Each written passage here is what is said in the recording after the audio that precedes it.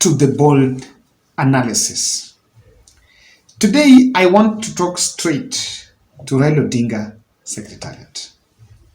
And I need to make a disclaimer from an understanding I think I got from Spice FM interview that Raila has been dismissed even in the past when he makes some statements and claims that goes against people's expectations. Mar, Sargasian and Margarian, the Anglo-leasing and corruption, even 2013, the corruption scandals that he's been talking about. Now, talking about now, there is something that Raila Odinga team must get right. I may not be privy to the main agenda and what the think tanks are actually laying down as their strategies moving forward. But there is a very important aspect that they're missing. While they have messaging, are very well organized, and I think in terms of what they're messaging, the objectives of their messaging, they're getting it right. But they're missing the fact that UDA government is also using state-sponsored propaganda. And this state-sponsored propaganda is what has been devised systematically to counter the voice of Raila Odinga. I just want to give you, I want to tell you very good examples. Raila Odinga must actually know that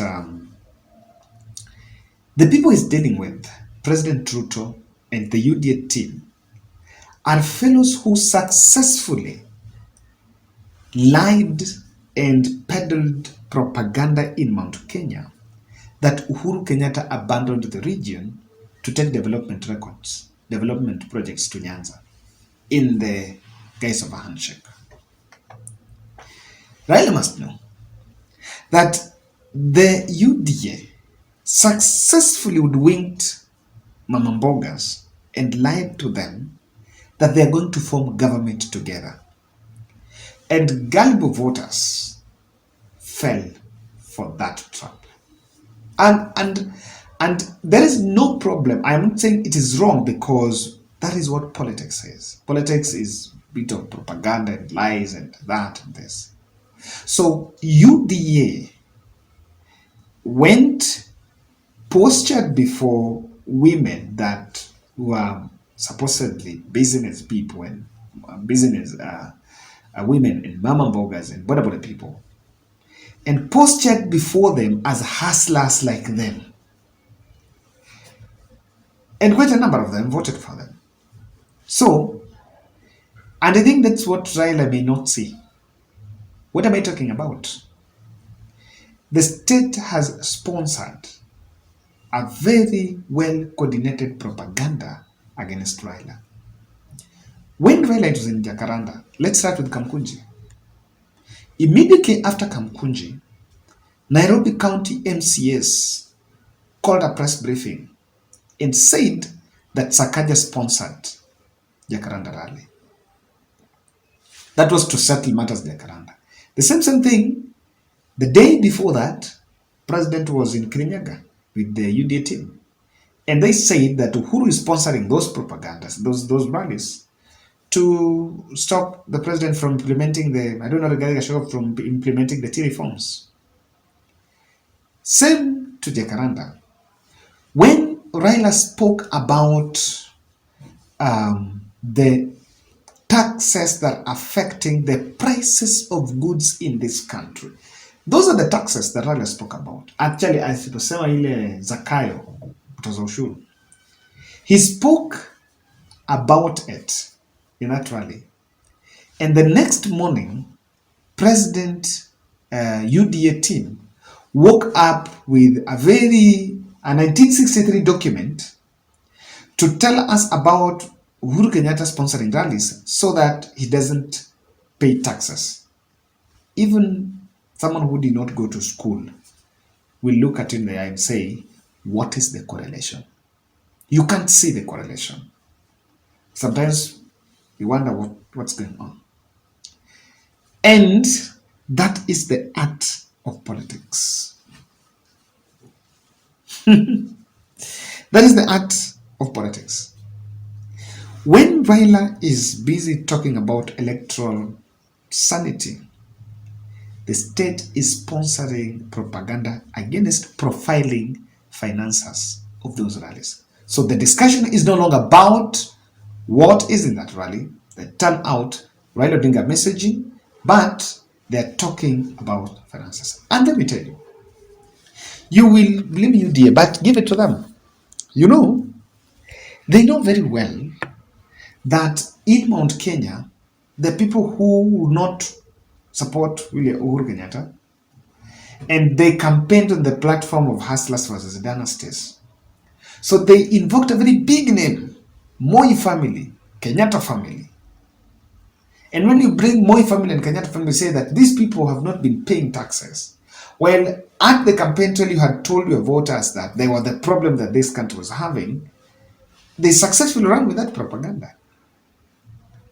And I'm calling it propaganda, not because maybe they have been paying. No, I'm not saying they've been paying, but it's because they know they've used a tactic of omission. They know very well what is supposed to be done. And it has nothing to do with either with that rally. But they've related it. And now, you check all over Twitter, hey, Gikuyus are up in arms against Uhuru Kenyatta, telling Uhuru Kenyatta kwamba kila mtu lipe tax. Successfully. What is the danger? The danger here is it will suppress Raila Odinga's message. And the discussion that Raila has been, and in fact, let me tell you, Mimi, I support a messaging for Raila to remind UDA about overtaxation and reversal of those Uhuru policies.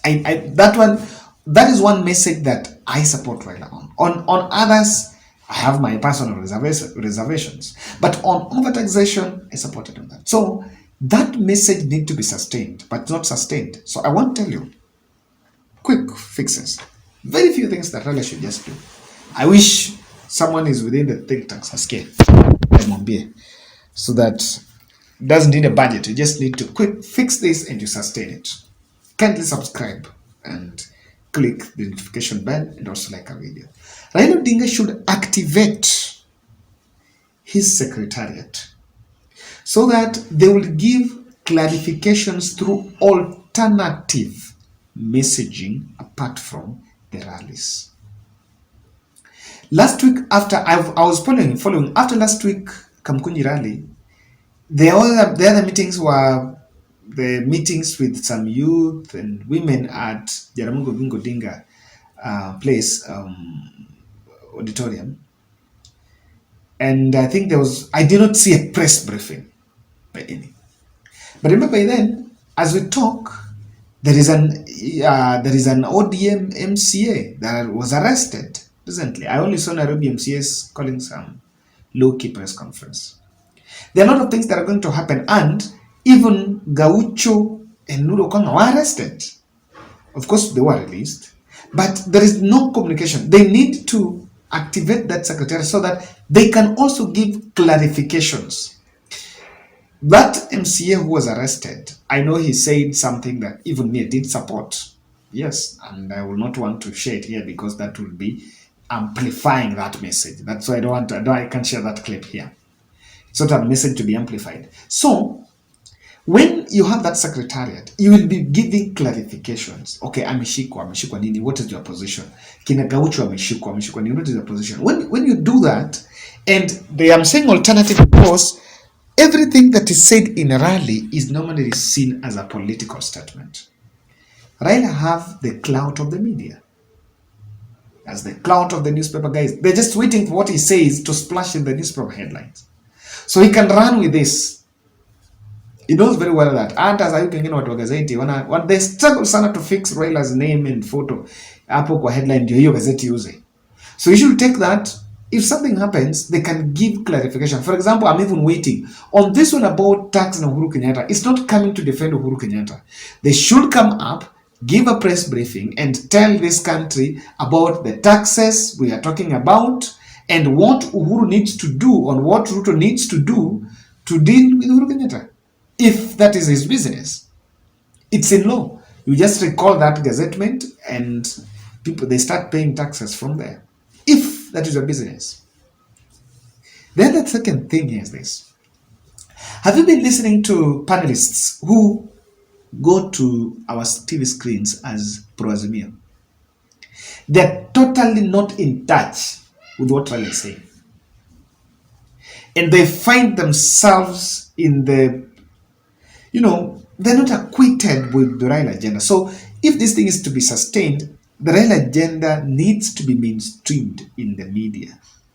It needs to be articulated well in the media, but at least someone should know on official position. Because I'm telling you, I was listening to one, ameuliza swali, then akijibu unakuja unajiuliza, okay fine, I know for once he was not even in Jacaranda. Not all of them can be in Jacaranda. Kuna watu wa crowd na kuna watu wa pia wa TV, ni sawa. Hautaona babu kwa TV sana, watu utamwona kwa rally. That's also what is it.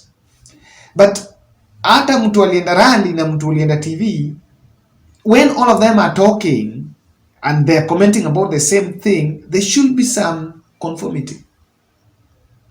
You find out that person saying something else, then unashindwa, kwani is that what Raila wants? For example, let me give you a good example. Raila has been talking about election reforms, bit lightly, and he's been talking about some taxation stuff and reclaiming the victory. Those three have been bold messages, and some of them have been insisting that, look here, we need to look at what happened. Now you will see a panelist who masquerading there as pro-Azimio, going there to tell you that election imeisha, we need to move on, Ruto just need to listen to that. Then you're like, okay, fine. If you need to stand, you need to stand firm. The other thing is this. Upscale the social media engagements, and in fact, they should get a fact check page. Azimio affiliated fact check page. So that, and I know maybe it might not be, but they could get a neutral fact check. Or they can send the fact checks. Themselves, they can do fact checks and send to media. The media will publish. So that kama kuna kitu najua ni propaganda, toa hii, weka hii, toa hii, weka hii. Creative visualization of the Raila agenda in those rallies needs to be seen. For example, me, I'm expecting to see banners. And what are in those banners? The messaging, they should visualize using different tools. If there are shirts that are going to be printed. Today I was in Mukuru kwa Ruben and I saw someone alikuwa amevaa shati inaitwa Zakayo wa ushuru. Yeah, that's what I'm expecting. If you want to visualize, so that when you visualize it in the minds of people, mtu akienda rally ataona, shati imeandika nini. You still go to Azimio rallies and find shati za mama na baba. Of course, we are not in campaign mode, but nothing stops them from visualizing. That's why when Jeremiah Kioni alikuwa amebeba ile banner, that was a very good one. In fact, it triggered a discussion, and I saw Oscar Sudi reacting, then attacking Jeremiah Kioni on that ground. So I believe there is more. The messaging of Azimio needs to get spark, and it must be a variety. You cannot have rallies Monday to Friday. So if you're going to have rallies Sunday every Sundays, then in between here, you must sustain the discussion. Not that after Sunday, William Ruto makes a tweet at night, no one is responding. Tomorrow they are running with all the narrative and everyone is quiet. As soon as we talk now, there is, something to switch Bukati. So it needs to get a direction. Otherwise, that's my take. And that is what Raila should know. That Azimio must know that William Ruto is a man that thrived. His campaigns thrived on propaganda, and it sailed. That's my take, guys.